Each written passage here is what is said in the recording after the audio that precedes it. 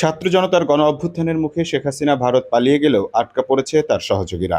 গত ৫ আগস্টের পর যেসব রাজনৈতিক নেতা ও পুলিশ কর্মকর্তা গ্রেপ্তার হয়েছেন তাদের অনেকেই কারাগারে ডিভিশন পেয়েছেন। ফলে বিশেষ খাবার, ব্যক্তিগত কাজের লোক ও পত্রিকা পাচ্ছেন তারা। একসময় যাদের কথায় সরকার চলতো এবং তাদের লাইফস্টাইল ছিল বিলাসী, এখন প্রশ্ন জেলখানায় সেই তাদের দিনকাল কেমন কাটছে।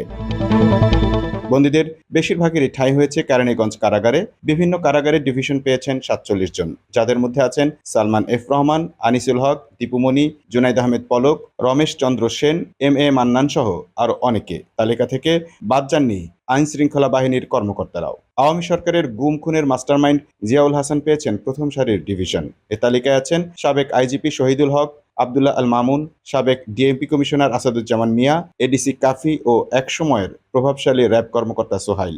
বিচারপতি শামসুদ্দিন চৌধুরী মানিকও পেয়েছেন ডিভিশন। মন্ত্রী না হয়েও অনেকের মিলেছে এই সুবিধা।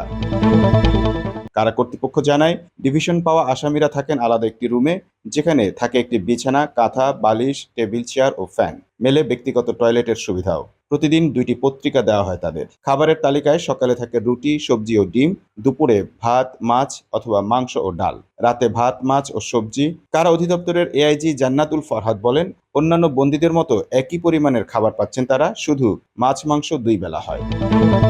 মাসে একবার দেখা করতে পারেন পরিবারের সঙ্গে। সপ্তাহে একদিন ১০ টাকার বিনিময়ে মোবাইল ফোনে কথা বলতে পারেন ১০ মিনিট। এছাড়া তাদের দেখভাল করেন একজন কারাকর্মী। সার্বক্ষণিক নজরদারি ছাড়াও প্রতিটি রুমের দায়িত্বে থাকেন কারারক্ষী। এছাড়া অন্য বন্দীদের থেকে ভিআইপিদের মেডিকেল সুবিধাও আলাদা রয়েছে বলে জানা গেছে। Mamun Mahfuz, time news desk.